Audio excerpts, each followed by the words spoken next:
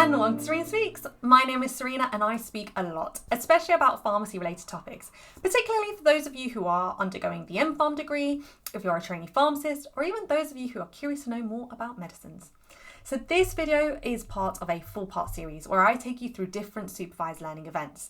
In this video, I'm going to go through what is a case-based discussion, or CBD, and provide you with some examples.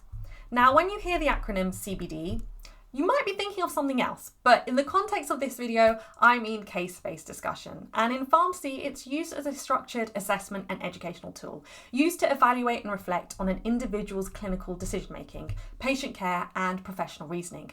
And it involves a detailed review of a real patient case, followed by a discussion with a supervisor. So CBDs are commonly used during the Foundation Training Pharmacist Programme, previously called the pre-registration year, and in postgraduate development, helping to develop clinical competence, problem solving, and reflective practice in pharmacy professionals. So CBDs focus on an actual patient case that trainee pharmacist or that registered pharmacist has handled in their practice. These cases could come from settings like community pharmacy, hospital, GP practices. The case chosen typically involves some level of complexity or a scenario that required critical thinking, such as managing multiple medications, addressing side effects, or solving a drug interaction problem.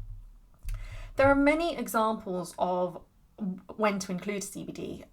So, for example, medication reviews in polypharmacy, managing adverse drug reactions, antibiotic stewardship. So, for example, a case involving a patient who is prescribed an antibiotic where the individual has had to review the appropriateness of the prescription based on clinical guidelines, microbiological results, and discussing that impact on antimicrobial resistance. That would actually make a really good case-based discussion. Another example is focusing on a particular disease and looking at the treatment goals, focusing on evidence and explanations of interventions and management. Other themes that could be explored are legal and ethical considerations, the pharmacokinetics, pharmacology, or what follow-up or monitoring is required.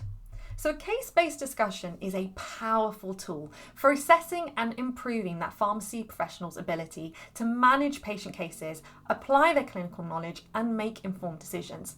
It provides a structured way for clinicians to reflect on their clinical practice, receive constructive feedback, and enhance their skills in patient care. Through CBDs, healthcare practitioners can develop deeper insight into their clinical reasoning and become more confident and effective in their roles.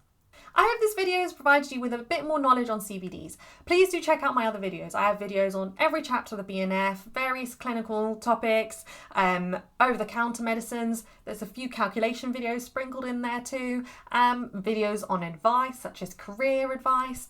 So do check them out too. And if you found this video useful, then please do show your support by sharing, liking, subscribing. It really does mean a lot. And you can also check out my socials too. I'm mostly active on Instagram, but I do also have Facebook, X, and TikTok. Just search for Serena Speaks. Until next time, happy revisings!